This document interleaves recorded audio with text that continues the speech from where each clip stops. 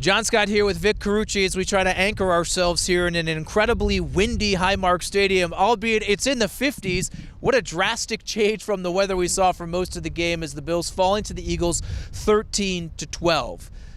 It was ugly, Vic, but so often this season it has looked ugly, but this team finds a way to win. It didn't this afternoon. How big of a deal is that? I've been trying to weigh that, and I keep coming back to, first of all, this team is in the playoffs. We can't lose sight of that.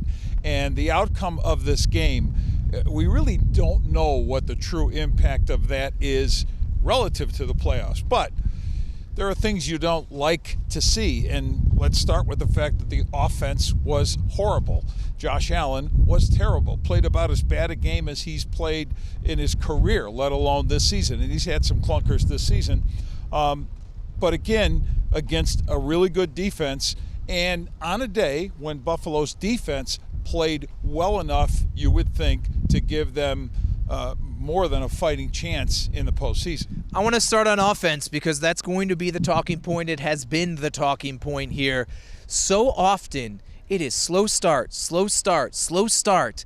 And you hear at the end of these games that they are pulling out saying, oh, we fought. Oh, they get paid too. You heard some of that as well. But guys like Spencer Brown saying, listen, like, we don't take pride in being down 24 and being down 14 or being down 13 and coming back even in victory here. To me, as we continue to forecast forward to the postseason in just a few weeks, this has been proven to not be a recipe for success even when they've been winning. Yeah, it's a shaky, call it dangerous, whatever you want to call it, recipe, and they've lived on this edge, and you die on the edge when that's your approach to games, and we've seen it all too often. And in a game like this one, against the defending Super Bowl champs, it wasn't going to be enough, even with, again, Buffalo's defense doing its part, more than its part actually, to give the Bills, the offense, repeated opportunities to pull this one out, right down to the fact that it came to a missed two-point conversion with 5 seconds left, and Josh Allen, who had a bunch of poor throws today, that was the worst one in that end zone over there. And I think it is a reminder, and you heard it from Sean McDermott, a reminder of, okay, these are the things. I mean, he didn't specify what they were, but I think we could see it. There are things that, lessons to be learned and things that need to be fixed and so forth. Well, you're at a phase right now that you're preparing not so much for the season finale here against the Jets next week, but the opponents that you are going to face, and all three likely on the road if you're going to traverse that course to get to a Super Bowl, all are going to show up with the kind of defenses, or at least some variation of what the Bills saw against Philly. Play calling is always going to be under the microscope as well, and you hear Josh Allen say week in and week out, we just run what is called. We just run what is called. I don't want to read too much into that here. Maybe some people will. But it is without question that there are some things that Joe Brady is doing, the screens showing up once again here, running straight into the teeth of a stout defensive front with Philadelphia, where Joe Brady, I think, has to continue to be on the hook for these slow starts. It's not just turnovers and penalties and poor execution. I just don't think they're always being set up for success, even from the jump. And, we have seen games in the last two where there were certainly stretches where his work was good, or at least in a half or whatever, say, in the comeback against New England. And in the game, first half against Cleveland, a good defensive team, if you can say that for a team that's otherwise pretty poor.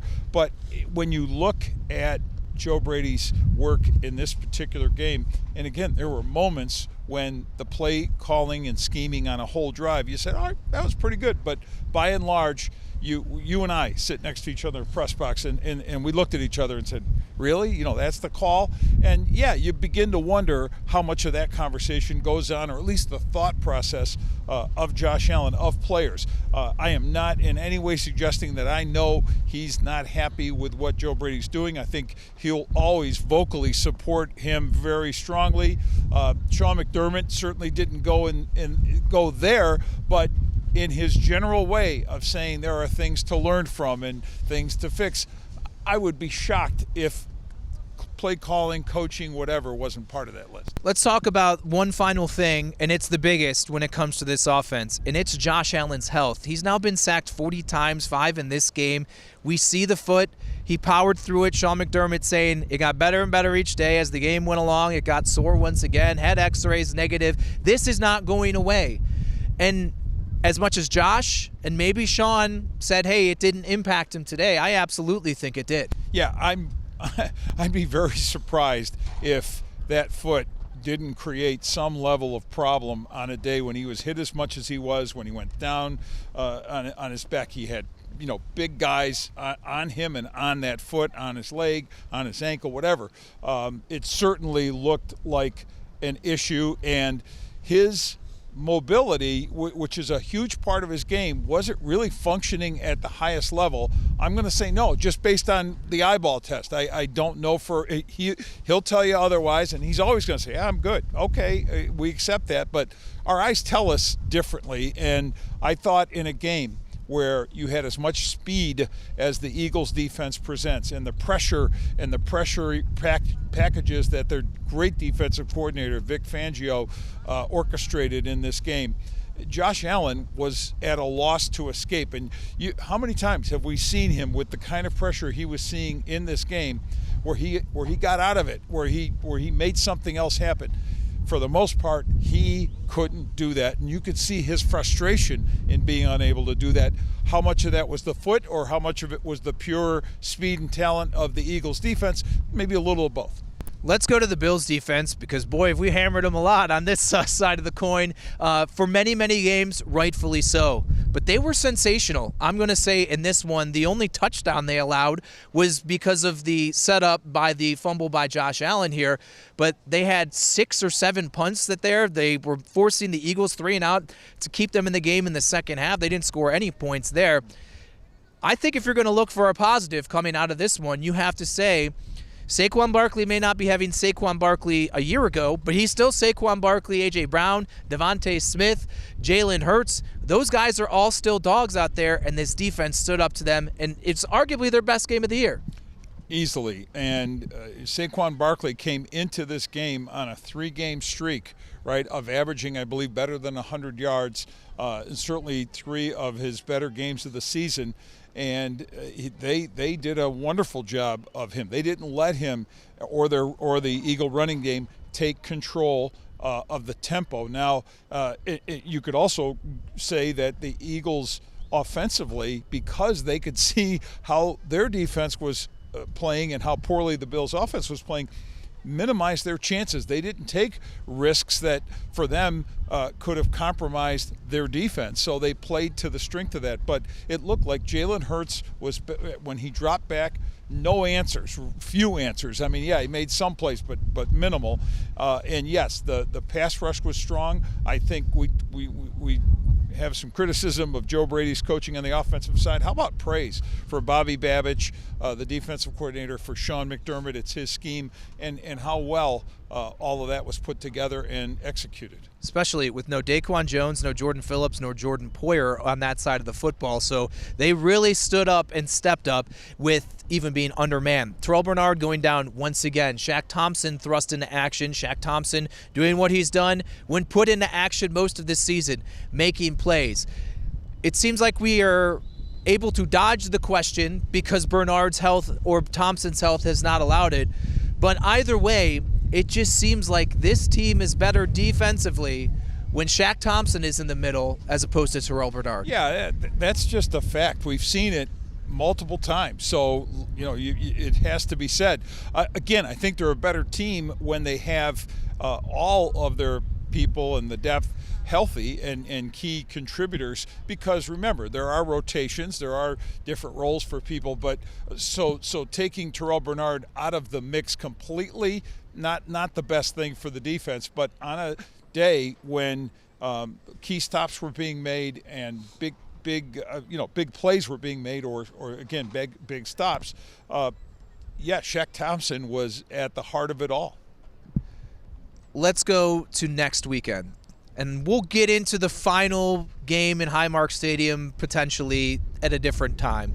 But I want to get into the roster decisions that upcoming for Sean McDermott, who said they have a lot to factor in. But one of them is it's important to him, and he says the team, to perform well in the final game potentially that is played in here. You obviously have health and the postseason on the other side of it. How do you believe that Sean McDermott should proceed, knowing that all that they can really shift is they're currently 7th, so they can move up maybe one spot or something like that in the AFC rankings? I don't want to question Sean McDermott's sincerity when he is trying to speak to the fan base, the loyalty, and he has, romanticized that before in those post-game news conferences this season, knowing this is the final season here.